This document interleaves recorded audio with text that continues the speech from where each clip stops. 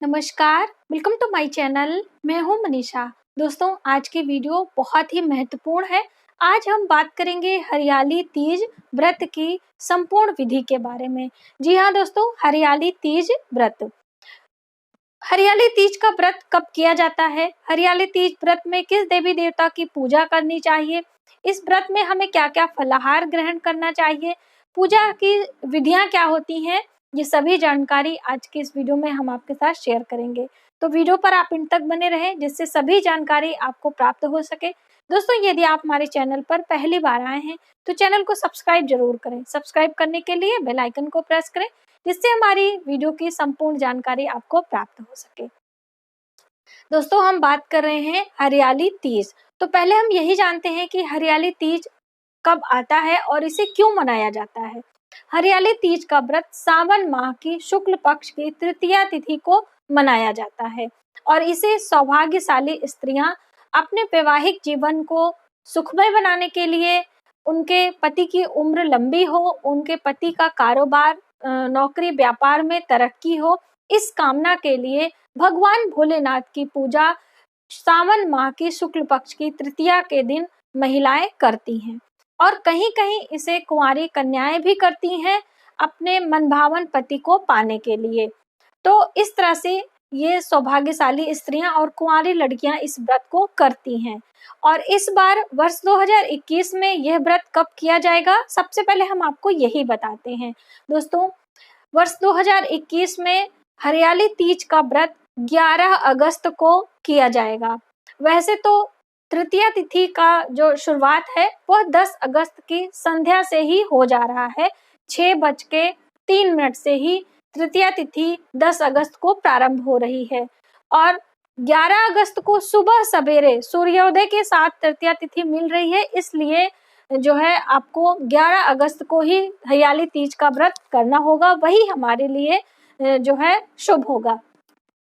और तीज 11 तारीख को तृतीया तिथि कब तक रहेगी? संध्या के समय 5:01 तक हमें ये प्राप्त हो रहा है। तो आप उसके पहले पहले पूजन कर लें।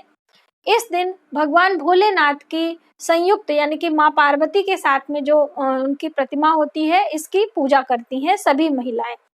तो पूजा इस दिन 2 बारी करनी होती है, एक सुबह सवेरे स्नान के बाद और एक शाम के समय, एक प्रकार से आप कह लीजिए प्रदोष बेला में, जब सूर्यास्त होने लगता है और जो है चंद्रमा का उदय होता है जिसे गोधूली बेला कहते हैं, उस समय करते हैं।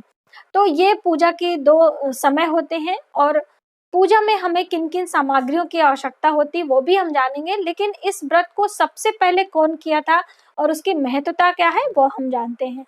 दोस्तों, इस व्रत को सबसे पहले माता पार्वती ने किया था भगवान शिव को पाने के लिए।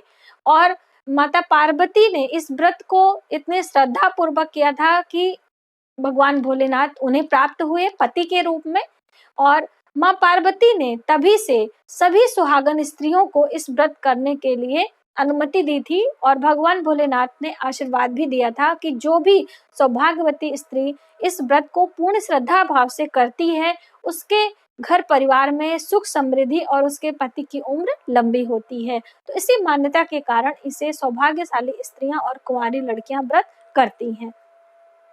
व्रत के लिए आपको करना क्या है? सबसे पहले तो सामग्री जाने। भगवान भोलेनाथ की पूजा की सामग्रियां बहुत ही जो है सूक्ष्म होती हैं।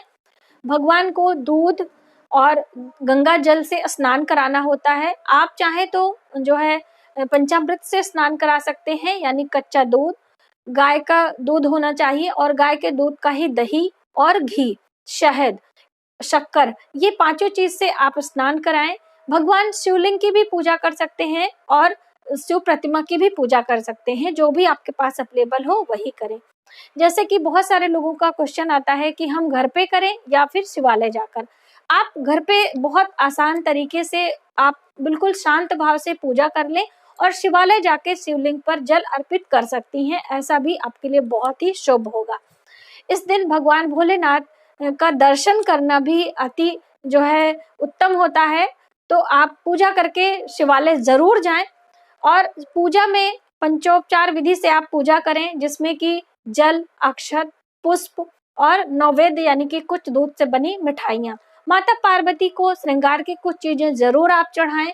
माँ पार्वती को श्रृंगार में हरे रंग के वस्त्र, जैसे कि हरियाली तीज है, सावन के महीने में कोई भी व्रत उपास होता है उसमें हरे रंग की महत्वता अधिक होती है, तो आप माँ पार्वती को हरे रंग की चुनरी, हरे रंग की चूड़ियां, बिंदी इस तरह से आप अर्पित करें और विधिवत तरीके से पूजन करें। दोस्तों, मार्केट में हरियाली तीज व्रत कथा की पुस्तक भी आती है, तो आप वह जो है कथा भी पढ़ सकते हैं और इस तरह से भगवान भोलेनाथ की और माँ पार्वती की पूजा करें। पूजा के बाद आप आरती और कपूर की आरती जरूर करें, जिसमें कर्पूर गौरम करुणावतारम संसार सारम भुजगेंद्र हारम सदा वसंतम हृदयारविंदे भवम भवानी सहितम नमामि। इसको जरूर कहा करें, क्योंकि इस दिन माँ पार्वती और भगवान भोलेनाथ का मिलन हुआ था और जब उनका विवाह हुआ था तो भगवान विष्णु ने इस आरती को गाया था सर्वप्रथम भगवान भोलेनाथ के लिए, तो इसीलिए उनकी पूजा में ये आरती जरूर गानी चाहिए। और आरती क्यों करनी चाहिए इसकी वीडियो मैंने आपको पहले से ही दी है। पूजा में कोई त्रुटि रह जाती है उसकी भरपाई के लिए हमें आरती जरूर करनी चाहिए। आरती के बाद आपको क्षमा प्रार्थना करना चाहिए, अपनी पूजा में कोई त्रुटि न रह जाए उसके लिए क्षमा मांगे और अपनी मनोकामना जरूर बोल के आपको आधी परिक्रमा करनी चाहिए। तो ये सूक्ष्म विधि है पूजा करने की। पूजा में आपको संकल्प कैसे लेना है वह हम आपको बताते हैं। दोस्तों, हरियाली तीज के दिन यानी कि 11 अगस्त के दिन आपको सुबह सवेरे सूर्योदय से पहले उठना है। उठने के बाद आप सभी अपने घर के जो भी नित्य कार्य है उसे निपटाएं और गंगा जल में कच्चा दूध डाल के आपको स्नान करना है। उसके बाद हरे रंग के वस्त्र धारण करें, आप साज सज्जा करें, जैसे कि सावन के महीने में मेहंदी का बहुत ज्यादा प्रचलन होता है, मेहंदी भी हरे रंग की होती है, तो आपके अपने हाथों में एक दिन पहले ही मेहंदी लगा लें या फिर आप उस दिन भी लगा सकते हैं। तो मेहंदी लगाएं, 16 श्रृंगार करें, उसके बाद भगवान भोलेनाथ की पूजा करें सुबह सवेरे ये सभी कार्य।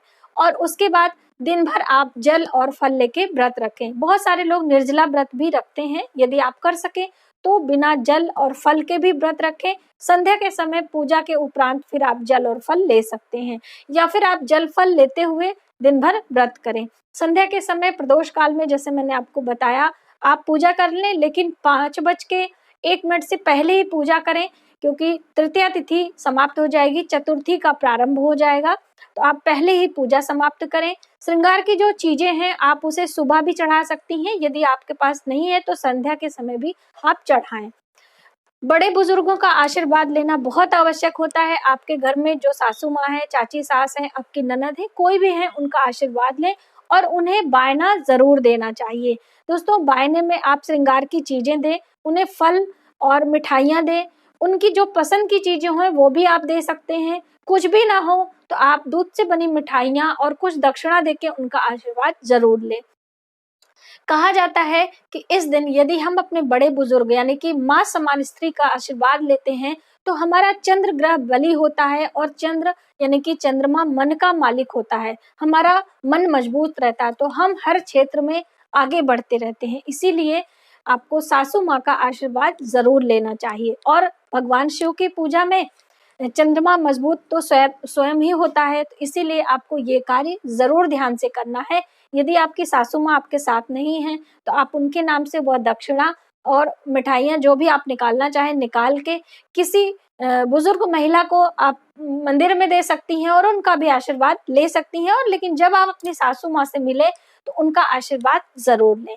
दोस्तों, हम जब भी कोई इस तरह की अपनी पारंपरिक पूजाएं करते हैं तो अपने परिवार के साथ मिलकर, यदि पति पत्नी मिलकर ये पूजा करते हैं तो आपके लिए बहुत लाभकारी होता है। माता पार्वती और भगवान भोलेनाथ का आशीर्वाद आपको प्राप्त होता है। आप अपने पति का आशीर्वाद भी लें इस दिन। और पूजा के उपरांत आप जल और फल, दूध से बनी मिठाइयाँ और फलाहार की चीजें आप ले सकते हैं। अनाज इस दिन नहीं खाना होता है, इस बात का आप ध्यान रखें। दूसरे दिन जो आपने पूजा की चौकी रखी है उसे पंचोपचार विधि से पूजा करके यथास्थान सभी चीजें रखें और कुछ फल, मिठाइयाँ, भोजन सामग्री करके आप मंदिर में भिजवा दें या हो सके आप ब्राह्मण को बुला के अपने घर में भोजन कराएं। जैसा भी आपको उचित लगे आप इस तरह से करें, लेकिन दान अवश्य करें। दान के बाद ही आप पारण कर सकते हैं, ठीक है।